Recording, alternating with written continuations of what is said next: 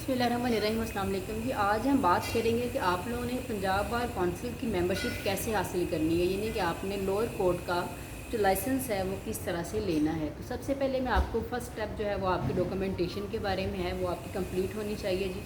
आपके पास मैट्रिक का result card या डिग्री होनी चाहिए। उसके बाद आपके पास आपके FA का रिज़ल्ट कार्ड और डिग्री होगी। उसके बाद BA का, देन आपके पास LLB की तीनों ईयर्स की जो है पार्ट 1, पार्ट 2, पार्ट 3 का रिज़ल्ट कार्ड हो। उसके बाद आपके पास LLB की डिग्री होनी चाहिए। अगर आपके पास लेट्स सपोज डिग्री नहीं है तो आपके पास प्रोविजनल जो सर्टिफिकेट है आपकी यूनिवर्सिटी का, जिस भी कॉलेज से आपने किया है वो आपको लेकर देंगे, तो वो आपके पास होना चाहिए। उसके बाद आपके पास 6 पासपोर्ट साइज़ फ़ोटोग्राफ्स होनी चाहिए, और जो आपके फ़ोटोग्राफ्स हैं वो आपके फॉर्मल यूनिफॉर्म में होनी चाहिए जी। और उसके अलावा जो आपका फ़र्स्ट इंटीमेशन है उसकी जो आपने फ़ी पे की है उसकी रिसिप्ट होनी चाहिए, और उसकी बैग पे जो आपका डायरी नंबर है वो लिखा होना चाहिए। उसकी आपने फ़ोटो कॉपी साथ अटैच करनी है, और आपको जो आपका CNIC है उसकी आपको फ़ोटो कॉपी चाहिए होगी। और ये सारी चीज़ें जो आपके मैंने डॉक्यूमेंट्स बताए हैं आप लोगों के पास कंप्लीट होंगे तो ही आप एलिजिबल हैं कि आप पाकिस्तान पंजाब बार कौंसिल की जो मेंबरशिप है उसके लिए अप्लाई कर सकते हैं। अब आपके पास आ जाता है जी सेकंड स्टेप में आपने देखनी है कि आपने फ़ी कितनी पे करनी है, और जो इसकी फ़ी है वो आपकी अकॉर्डिंग टू योर यूनिवर्सिटी और आपकी अकॉर्डिंग टू एज है। जैसे कुछ लोग हैं जिन्होंने पंजाब यूनिवर्सिटी से लॉ किया उनकी डिफरेंट फ़ीस होगी, है वो लोग जिन्होंने किसी और यूनिवर्सिटी से लॉ किया है उनकी फ़ीस कुछ डिफरेंट होगी, तो वो अकॉर्डिंगली एज है। जब आप ये सारे चलान फॉर्म लेंगे, मैं आपको वेबसाइट भी बता देती हूँ कि आपने ये फॉर्म कहाँ से लेने हैं, तो उसके ऊपर अकॉर्डिंगली एज आपकी जो है वो फ़ी लिखी होगी, तो आपने उसी को पे करना है। पे कहाँ करना है ये भी मैं आपको आगे जाके बताती हूँ। अब आगे आ जाता है जी आपका थर्ड स्टेप। फर्स्ट स्टेप आपकी डॉक्यूमेंटेशन होगी। सेकंड स्टेप आपका जो है वो आपका फ़ी आपने जो है वो तयन करना है कि कितनी फ़ी है अकॉर्डिंग टू एज फ़ी होगी आपकी। देन थर्ड स्टेप में आपने 5 टाइप्स के फॉर्म हैं जो आपने लेने हैं। अब आपने ये फॉर्म कहाँ से लेने हैं, या तो आप इसको पंजाब बार कौंसिल पे खुद फिज़िकली जाके जो यहाँ लाहौर में है वहाँ से जाके ले सकते हैं, या फिर आप इसको पंजाब बार कौंसिल की वेबसाइट पर डाउनलोड कर सकते हैं। थर्डली, या फिर जो आपके डिस्ट्रिक्ट बार में जो पंजाब बार कौंसिल का मेंबर है उसके ऑफिस से आप ये जो पाँचों फॉर्म है जो मैं भी आपको 1 बाय 1 करके बताऊँगी, आप वहाँ से भी ले सकते हैं। तो सबसे जो पहला फॉर्म होगा वो आपका एप्लीकेशन फॉर्म होगा जी, फॉर्म A उसे हम कहेंगे। और उसमें आपके पार्टिकुलर्स हैं, यानी कि आपकी क्वालिफ़िकेशन क्या है, आपने किस ईयर में मैट्रिक किया, किस ईयर में FA किया, किस ईयर में BA किया, LLB आपने कब किया है, और सो ऑन आपकी एज वगैरह हर चीज़ आपने इसमें अपने पार्टिकुलर जो पर्सनल है वो आपने इसमें फिलअप करने हैं जी। उसके बाद आ जाएगा फॉर्म B, जिसकी आपने 2 फ़ोटो कॉपीज़ लेनी है।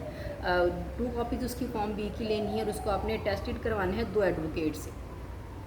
2 एडवोकेट वो होंगे, एक तो वो होगा जिसकी आपने फ़र्स्ट इंटीमेशन सबमिट करवाई है, एक तो आपका वो एडवोकेट होगा, और सेकंड कोई और एडवोकेट होगा जो उसको अटेस्टेड करेगा कि आपने इन दोनों एडवोकेट के साथ आपने काम किया है जी।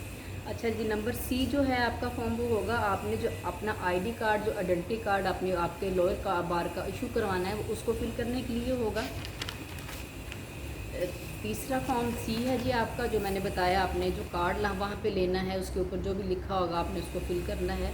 उसके बाद आपका फॉर्म आ जाएगा D, जो आपका होगा अंडरटेकिंग आपकी ये होगी कि आपने खुद को रजिस्टर करवाना है as a voter within 6 month to your local जो है बार, डिस्ट्रिक्ट बार है। फ़र्ज़ करें आप लाहौर से हैं तो आपने लाहौर बार का रजिस्ट्रेशन करवानी है एज ए वोटर। अगर आप लाहौर से बाहर हैं, कह लें कसूर से हैं, सियालकोट से हैं, कहाँ से भी हैं, जहाँ से भी आप बिलोंग करते हैं, आपने अपनी उस लोकल बार का जो है वहाँ पे आपने एज ए रजिस्टर करवाएंगे। आप विद इन 6 मंथ आप खुद को एज ए वोटर रजिस्टर करवा लेंगे, इसकी अंडरटेकिंग आपने देनी है जी। देन आपका फॉर्म E आ जाएगा, जो एफिडेविट होगा 50 रुपीज़ जो है उसकी अमाउंट होगी जी। उसमें आपने ये देना है कि आप किसी भी क्रिमिनल एक्टिविटी में इन्वॉल्व नहीं है, या आपका कोई वैसा क्रिमिनल रिकॉर्ड नहीं है, और वो जो एफिडेविट होगा वो आपने जो ओथ कमिश्नर है उससे वो सर्टिफाइड करवाना है। इसके बाद आपका फॉर्म F आ जाएगा जी, वो फाइनल एग्जामिनेशन फॉर्म उसको भी कहते हैं। तो फिर जो पंजाब बार कौंसिल होगी वो उसके लिए है बेसिकली, वो उसको फाइनलाइज़ करेगी या उसको डिसाइड करेगी इधर आपको जो लोअर बार का जो लाइसेंस है वो इशू करना भी है, ये नहीं करना। तो ये आपने चारों पांचों फॉर्म है जो आप 5 फॉर्म जो आपने फिलअप करने हैं, अपनी फ़ाइल के साथ अटैच करने हैं। अब आपका जनाब आ जाता है फाइनल स्टेप। फाइनल स्टेप में आपने ये करना है कि आपने 20 केसेस की लिस्ट बनानी है, जो आपने अपने दोस्त जो सीनियर्स हैं, जो हमने फॉर्म बी फिल किया था, जिनसे हमने टेस्टेशन करवाई थी, आपने उनके साथ आपने काम किया है, उनके बार में आप उनके साथ गए हैं एज ए ट्रेनी, आपने उनके साथ काम किया और उनकी 20 केसेस की लिस्ट आपने बनानी है। आप उसको हाथ से भी लिख सकते हैं, आप उसको टाइप भी कर सकते हैं, तो वो आपने उसके साथ अटैच करनी है। और जो आपने केसेस आपने देखे हैं 20 केसेस इन 6 महीनों में, उसमें आपने लिखना है, बताना है कि आपके केस की नेचर क्या है, आपका जो केस था वो किस स्टेज पे है, अगर केस इधर कंप्लीट हो गया है या अभी चल रहा है, और फिर जैसे वो क्रिमिनल केस है, वो सिविल केस है, वो जिस तरह का भी केस है वो आपने इसके ऊपर लिखना है।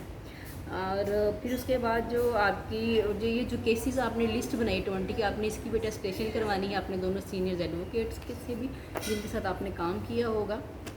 और उसके साथ आपने सीनियर की CNSE की कॉपी लगानी है और सीनियर का जो बार कार्ड है उसकी कॉपी लगानी है। अच्छा जी, अब हमने देखना है कि फ़ी की हमने बात तो की थी कि अकॉर्डिंग टू एज हो गया, और हमने उसको देखना है कि हमने उसको पे कहाँ पे करना है। तो जो आपने फ़ी पे करनी है वो HBL ब्रांच में करनी है। आप इसको ऑनलाइन भी पे कर सकते हैं, और इसकी जो ऑनलाइन रसीद है उसको आप साथ अपनी फ़ाइल के अटैच कर सकते हैं। इसके बाद आप पंजाब बार कौंसिल, अगर आप लाहौर में हैं, आप अगर आप पंजाब बार कौंसिल की ब्रांच में पे करवाना चाहते हैं तो आप वहाँ भी जाकर इसको पे करवा सकते हैं। अदरवाइज़ आप पाकिस्तान के किसी भी ब्रांच में जो HBL की ब्रांच है उसकी फ़ी वहाँ पे कर सकते हैं जनाब, और आप जो है इसको अपनी फ़ाइल के साथ अटैच कर सकते हैं।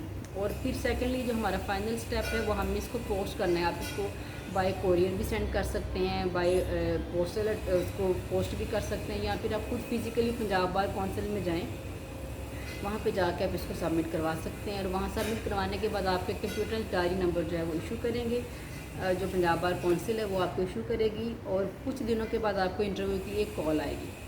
फिर जनाब आपको वहाँ पे जाना पड़ेगा पंजाब बार कौंसिल में, वहाँ पे आपका इंटरव्यू होगा, और फिर एग्जामिनर है वो आपके इंटरव्यू, वो जो इंटरव्यू है कोई बहुत ऐसा डिफ़िकल्ट नहीं होगा, जस्ट एक फॉर्मेलिटी पूरी की जाएगी। आपको जो आपने केसेस देखे होंगे उनके हवाले से आपसे क्वेश्चंस किए जाएंगे, सियासत के बारे में कुछ पूछ लिया जाएगा, जस्ट एक फॉर्मेलिटी पूरी करनी है। और उसके बाद फिर जो एग्ज़ामिनर है वो आपके जो इंटरव्यू होगा उस पर कमेंट कर देगा। देन जो आपका डिस्ट्रिक्ट जो है, आपके डिस्ट्रिक्ट का जो पंजाब बार कौंसिल का मेंबर होगा वो उसके सिग्नेचर्स होंगे। फिर जो है आप मेंबर का जो मेंबरशिप का कार्ड है, जिसे हम लोअर कोर्ट का कार्ड भी कह सकते हैं, आइडेंटिटी कार्ड भी कह सकते हैं, वो आपको मिल जाएगा।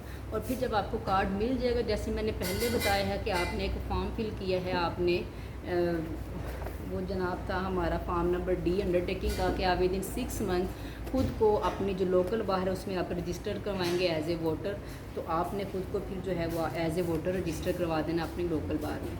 तो जनाब ये जो आपका लोअर बार का जो कार्ड है ये पूरे पाकिस्तान में वैलिड है। पूरे पाकिस्तान की लोअर कोर्ट में जो है आइदर वो किसी भी तरह की कोर्ट है, आप उसमें अपीयर हो सकते हैं एज ए एडवोकेट, लेकिन आप किसी भी हायर कोर्ट में अपने इस कार्ड के साथ अपीयर नहीं हो सकते। हाई कोर्ट का जो है जो आपकी हायर कोर्ट है उसमें सुप्रीम कोर्ट आ जाती है आपकी, और आपकी हाई कोर्ट आ जाती है पूरे प्रोविंसेस की, तो आप उसमें एज ए एडवोकेट अपीयर नहीं हो सकते अनटिल अनलेस कि आपको 2 इयर्स का experience as a lower court नहीं हो जाता।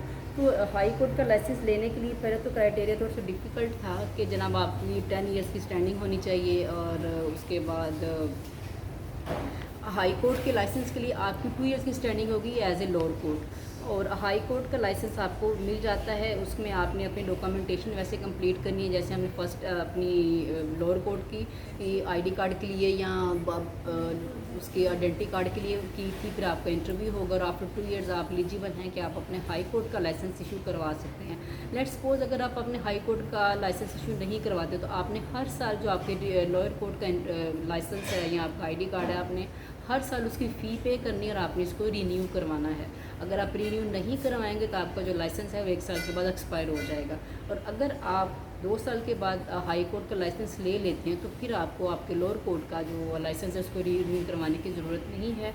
हाई कोर्ट का जो लाइसेंस है आपको 2 साल के बाद आप एलिजिबल हैं कि आप उसके लिए अप्लाई करें, आप उसको ले सकते हैं। लेकिन सुप्रीम कोर्ट का जो लाइसेंस है उसको लेने के लिए थोड़ा सा लेंथी प्रोसीजर है, थोड़े से आपको टाइम जो है अपनी प्रैक्टिस रिक्वायर होती है। तो उसके लिए मुझे एक अलग से जो है वो एक लेक्चर कह लें या एक इंट्रोडक्शन कह लें या एक डिस्कशन कह लें, वो अपलोड करनी पड़ेगी। तो इंशाल्लाह आइंदा 1-2 दिन में मैं हाई कोर्ट के लाइसेंस को आप कैसे हासिल कर सकते हैं इस पर बात करूँगी। लेकिन जनाब अभी आपका टाइम हाई कोर्ट का नहीं, सुप्रीम कोर्ट का नहीं आया, बल्कि हाई कोर्ट का भी नहीं। अभी आप जो है वो लोअर कोर्ट तक ही रहें। पहले अपना लोअर कोर्ट का लाइसेंस लें, अपनी प्रैक्टिस पूरी करें, दैन आप जो है आगे का सोचें। तो इंशाल्लाह कल किसी नए टॉपिक के साथ मिलेंगे और नई डिस्कशन के साथ। तब तक के लिए खुदा हाफ़िज़।